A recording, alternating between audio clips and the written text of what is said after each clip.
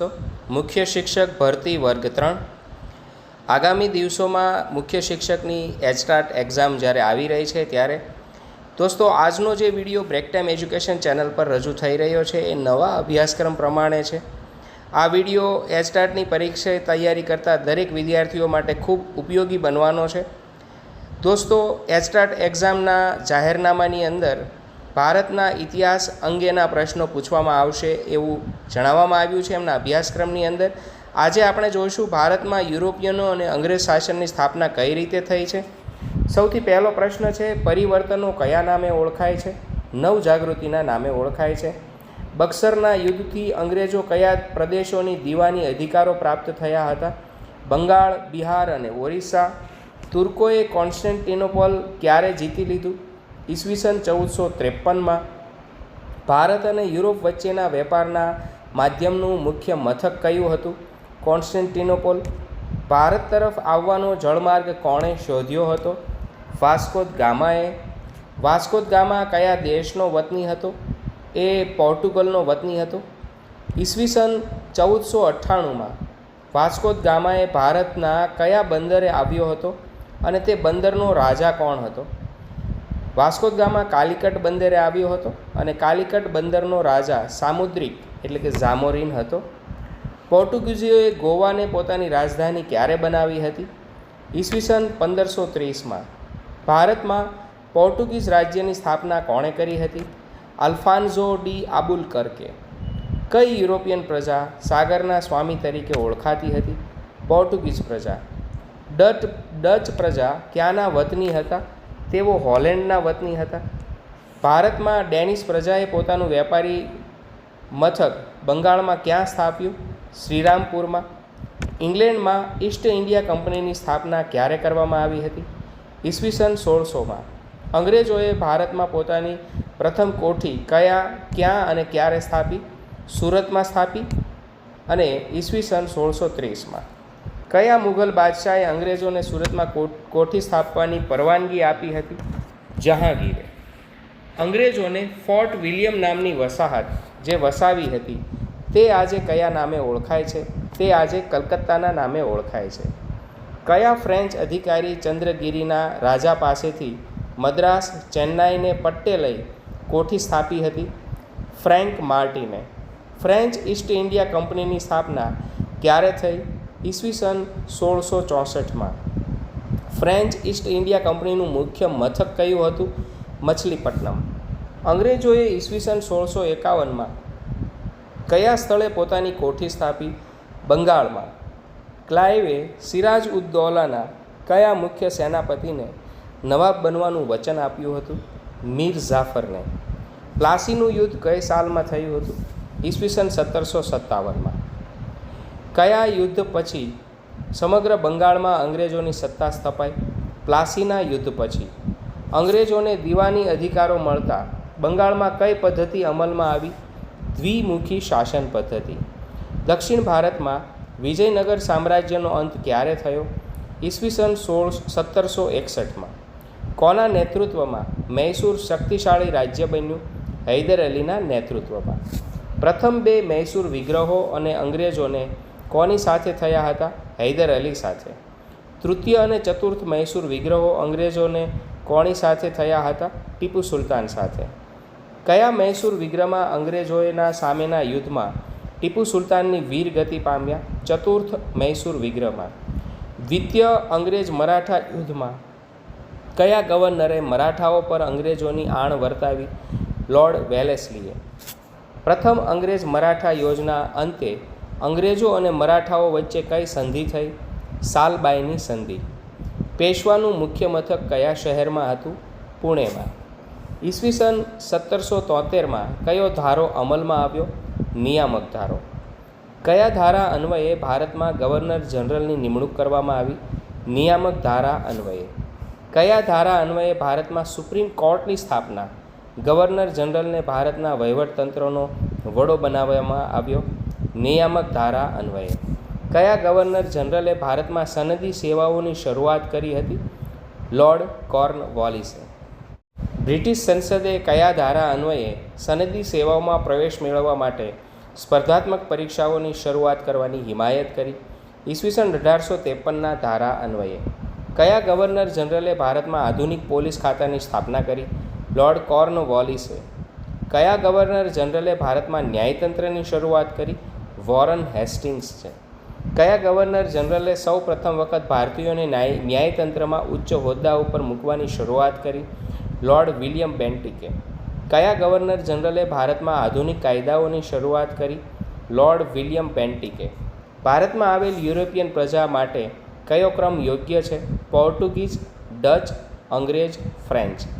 કયા ગવર્નર જનરલે ભારતમાં હિન્દુ અને મુસલમાન કાયદાઓને બદલે અંગ્રેજી કાયદાઓ અમલમાં મૂક્યા? વિલિયમ બેન્ટિકે. ફોર્ટ વિલિયમ કોલેજની સ્થાપના કયા શહેરમાં કરવામાં આવી હતી? કલકત્તામાં.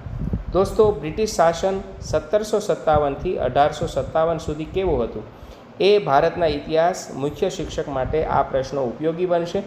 ભારતમાં ઘણી ઉત્પાદનની કેટલી પ્રથાઓ હતી? ગળી ઉત્પાદનની કેટલી પ્રથાઓ હતી? તો 2 પ્રથાઓ હતી. ઈસવીસન 1820માં કયા 2 પ્રાંતોમાં રૈયતવારી પદ્ધતિ લાગુ કરવામાં આવી હતી? મુંબઈ અને મદ્રાસમાં. ઝારખંડ રાજ્ય હજારીબાગ આગળ કઈ જનજાતિઓનો સમૂહ રહેતો હતો? સંથાલ. અંગ્રેજોએ પ્લાસીના યુદ્ધ પછી કોને બંગાળનો નવાબ બનાવ્યો? મીર કાસિમને. બક્સરના યુદ્ધમાં વિજય મેળવી અંગ્રેજોએ કોને વાર્ષિક 26 લાખ ખંડણી આપવાનું સ્વીકાર્યું? મુઘલ બાદશાહ શાહ આલમને. કયા ગવર્નર જનરલે ભારતમાં કાયમી જમાબંધી દાખલ કરી હતી? લોર્ડ કોર્નવોલિસે. ભારતમાં કાયમી જમાબંધી ક્યારે દાખલ કરવામાં આવી હતી? ઈસવીસન 1793માં. કાયમી જમાબંધી અંગ્રેજ સરકારના એજન્ટ તરીકે કોણે કામ કરવાનું હતું? જમીનદાર. કાયમી જમાબંધીમાં જમીનદારે મહેસૂલના કેટલા ભાગ અંગ્રેજ સરકારને આપવાના હતા? 9 ભાગ. કઈ મહેસૂલ પદ્ધતિને કારણે અન્ન ભંડાર તરીકે ઓળખાતું બંગાળ કંગાળ બન્યું? કાયમી જમાબંધીના કારણે. રૈયતવારી મહેસૂલ પદ્ધતિના પ્રણેતા કોણ હતા? Thomas Munro. થોમસ મુનરો કયા પ્રાંતના ગવર્નર હતા? મદ્રાસ પ્રાંતના ગવર્નર હતા. કઈ પદ્ધતિનો અમલ ભારતમાં ઉત્તર પશ્ચિમ પ્રાંતનો અને મધ્ય ભારતના કેટલા પ્રદેશમાં થયો હતો? મહાલવારી પદ્ધતિનો. ભારતમાં મહાલવારી મહેસૂલ પદ્ધતિ કોણે દાખલ કરી હતી? ક્યારે? હોલ્ટ મેકેન્ઝીએ ઈસવીસન 1822માં. બ્રિટિશ મહેસૂલ દફતરમાં ગ્રામ અથવા ગ્રામના સમૂહ માટે કયો શબ્દ વાપરવામાં આવતો? મહાલ. અને દોસ્તો, એના લીધે જ મહાલવારી પદ્ધતિ પણ અમલમાં અંગ્રેજોએ મૂકી હતી. મહાલવારી મહેસૂલ પદ્ધતિમાં જમીન મહેસૂલ વસૂલ કરવાની જવાબદારી કોને સોંપવામાં આવી હતી? તો ગામના મુખીને. ઈસ્ટ ઇન્ડિયા કંપનીએ ઇંગ્લેન્ડમાં નિકાસ કરવાની વસ્તુઓમાં કઈ વસ્તુ મુખ્ય હતી? ખેત પેદાશો. બંગાળમાં થતી કઈ પેદાશ ઇંગ્લેન્ડના હાથમાં આવી જાય તો તેના માટે ઇંગ્લેન્ડને સ્પેન અને ઇટાલી ઉપર નિર્ભર રહેવું ન પડે, એ છે કાચું રેશમ. ગળી કયા કામમાં વપરાય છે? રંગકામમાં. ગળીનો છોડ કયા પ્રદેશમાં થાય છે? ગરમ પ્રદેશમાં. ઈસવીસન 1790 સુધી યુરોપિયન દેશોએ ગળીનો પુરવઠો કયા દેશોમાંથી મેળવતા હતા? કેરેબિયન દેશોમાંથી. ભારતમાં ગળી ઉત્પાદનની કઈ પ્રથા? છોડ તૈયાર થાય ત્યારે કાપીને સીધા કારખાને પહોંચાડવાના, આને નીજ પ્રથા કહેવામાં આવે છે. આ ગળી ઉત્પાદન માટે છે. ગળી ઉત્પાદનની રૈયતી પ્રથા કોને વધારે લાભદાયી હતી? ગળીના કારખાનાદારોને. ઈસ્ટ ઇન્ડિયા કંપનીમાં શાસન દરમિયાન ભારતમાં ક્યારે ગળીના રમખાણ થયા? ઈસવીસન 1859થી 1860. ગળી ભારતના કયા ભાગનો મહત્ત્વનો વેપારી પાક છે? પૂર્વ ભારતનો. કપાસ ભારતના કયા ભાગનો મહત્ત્વનો વેપારી પાક છે? પશ્ચિમ ભારતનો. સંથાલ જનજાતિ સમૂહ કયા વ્યવસાય સાથે જોડાયેલા હતા? રેશમના કીડા ઉછેરવાના કામ સાથે. છોટા નાગપુરની આસપાસ રહેતા જનજાતિ સમૂહો ક્યાં હતા? એ મુંડા સમૂહો હતા. મધ્ય ભારતમાં કઈ જનજાતિના સમૂહ રહેતા હતા? ખોંડ. મધ્ય ભારતમાં રહેતી ખોંડ જનજાતિના સમૂહો કયો વ્યવસાય કરતા હતા?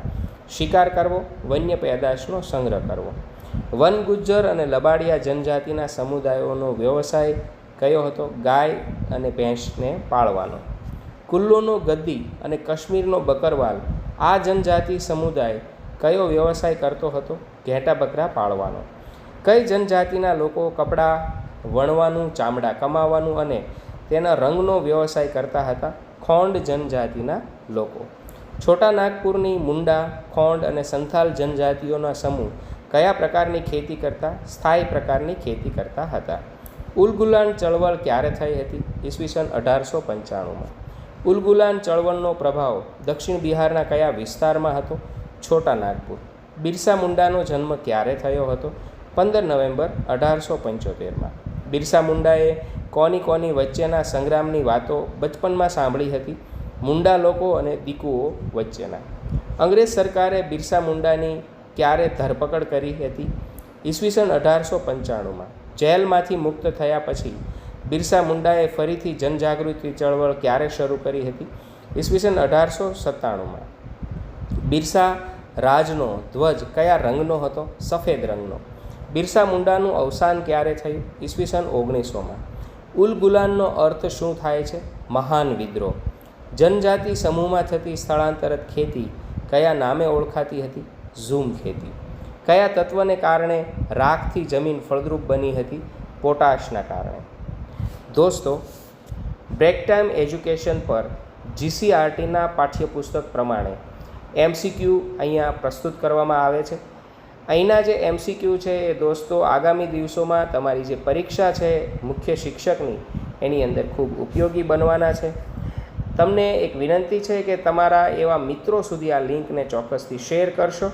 ફરીવાર મળીશું આવા જ મહત્ત્વના પાઠ્યપુસ્તકના એમસીક્યુ સાથે, અને મુખ્ય શિક્ષકના અભ્યાસક્રમના તમામ વિડીયોઝ તમને અહીંયા બ્રેક ટાઈમ એજ્યુકેશન પર પ્રાપ્ત થશે. તો ચોક્કસથી આ ચેનલને લાઈક કરશો, એવા દોસ્તો સુધી આ લિંકને શેર કરશો. જય હિન્દ, જય ભારત.